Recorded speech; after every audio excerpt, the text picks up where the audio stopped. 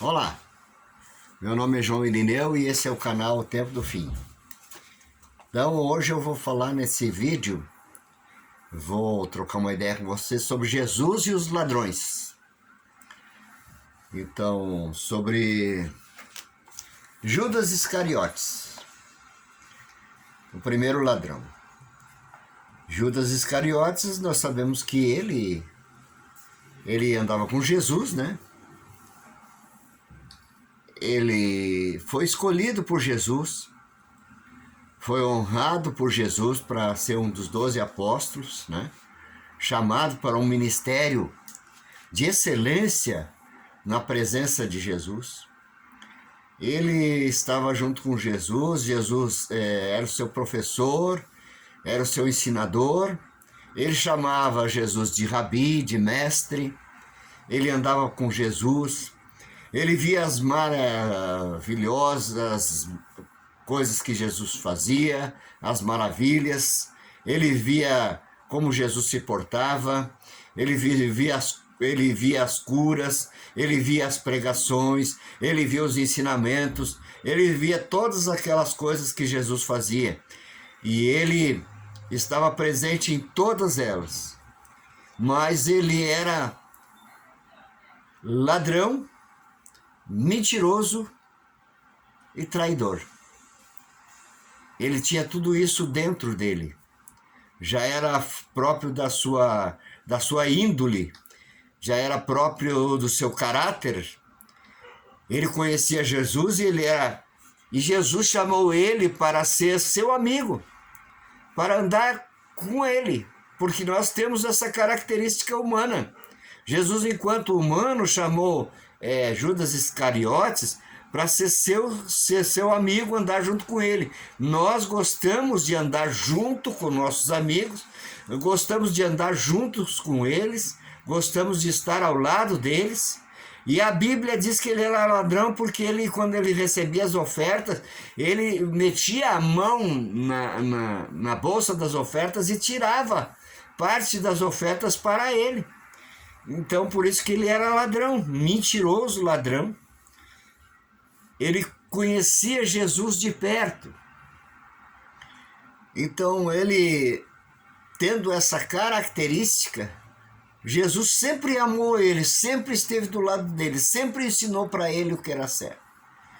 E no dia da ceia, né, da última ceia que eles ceiaram juntos, Jesus alimentava ele.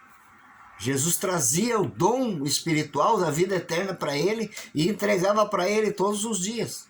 E no dia da ceia, Jesus, na sua presciência, já sabia que um deles ia trair ele. E era aquele que ia meter a mão no prato. E esse que ia meter a mão no prato, meteu a mão no prato e tirou o bocado. Ele também era apóstolo. Ele não era qualquer pessoa. Ele era um escolhido. Ele foi escolhido de muitos homens como um dos 12. Ele não era uma pessoa qualquer. Então Jesus, para escolher ele tinha que ter alguma qualidade. Jesus viu qualidade nele. Mas ele era mentiroso. Ele era profano. Ele era diferente dos outros. Os outros também tinham problemas.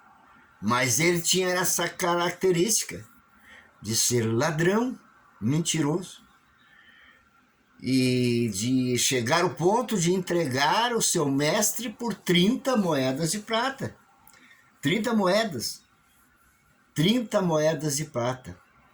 E quando ele entrega Jesus, pelas 30 moedas de prata, ele vai, né? E daqui a pouco ele se arrepende de ter entregue Jesus. Ele se arrepende de ter entregue Jesus e de extrair sangue inocente. Ele volta ao templo, onde ele fez aquela maracutaia, aquela trama, aquela venda, né? Vendeu o seu mestre.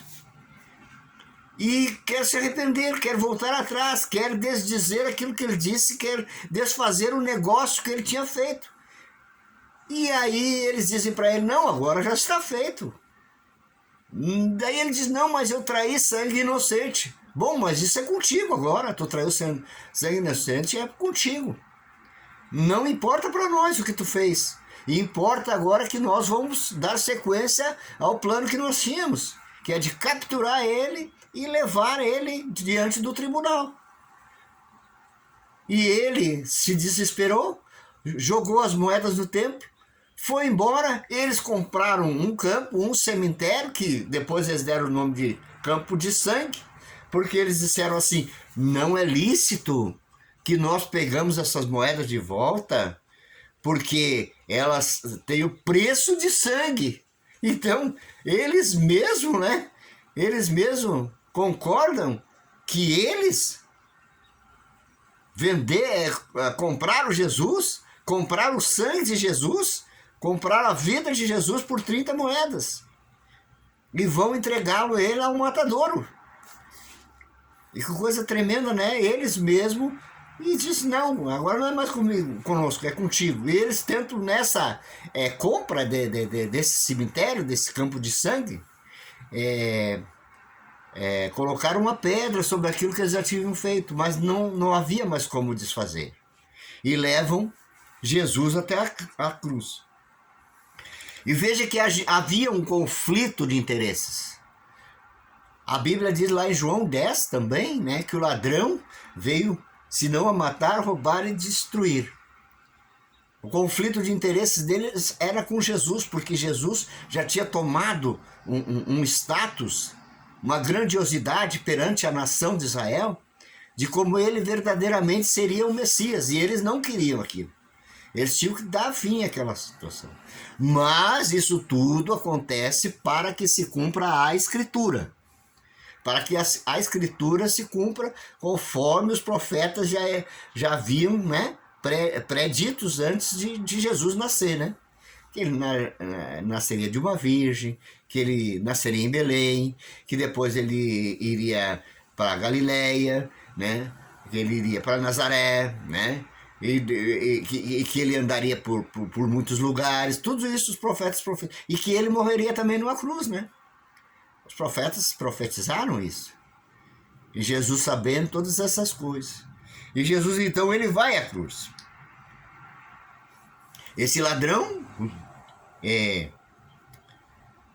Judas, ele acompanhou Jesus no ministério. Ele foi honrado por Jesus.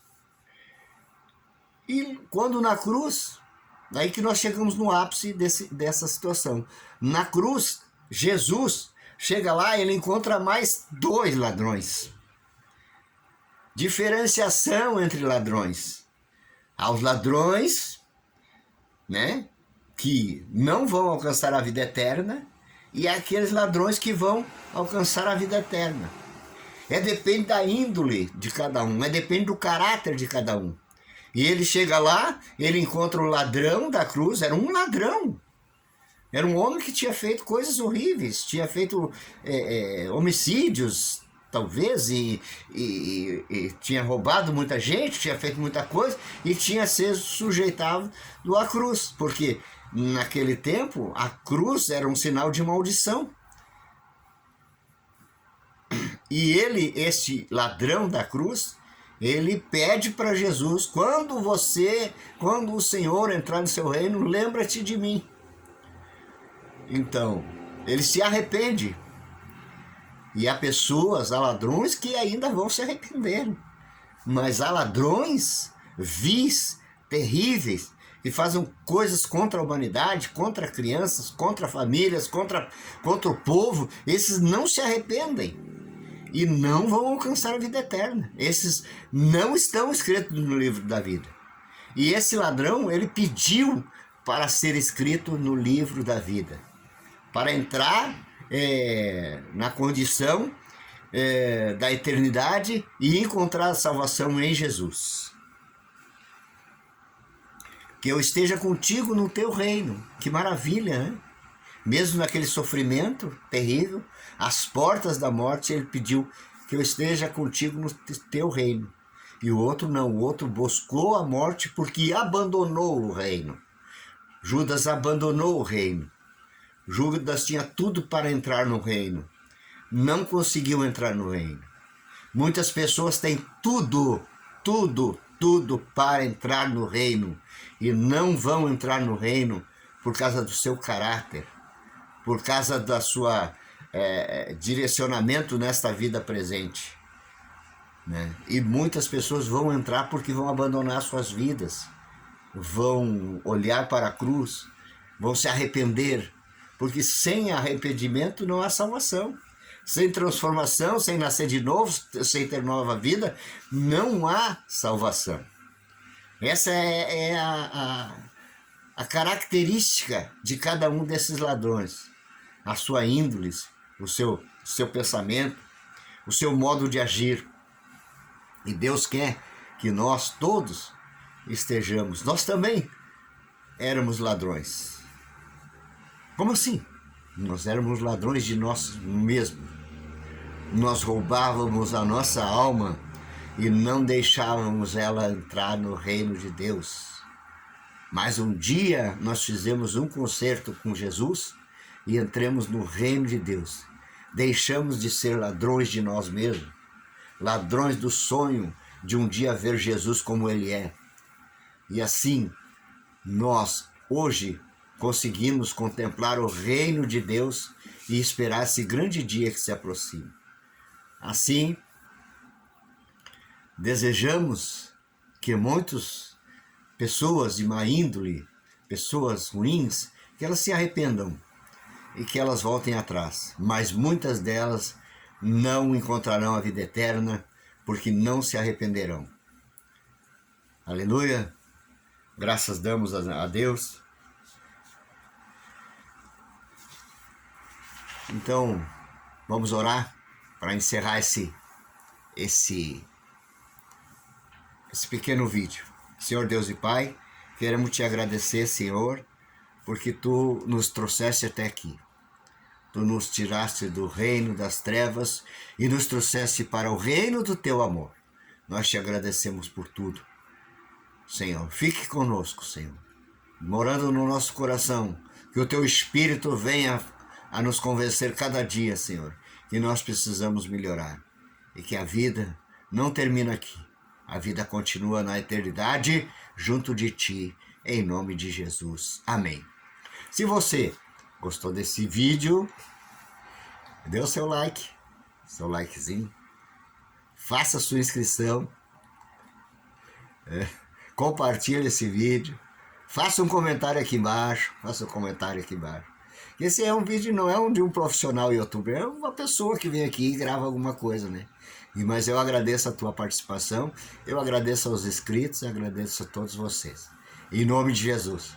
Jesus está conosco e a vitória vai ser nossa, do povo de Deus. A vitória não vai ser de ninguém mais. Jesus nunca empatou e nunca perdeu nenhuma. Jesus ganhou todas e vai continuar ganhando, e a vitória é nossa. A vitória é nossa em nome de Jesus.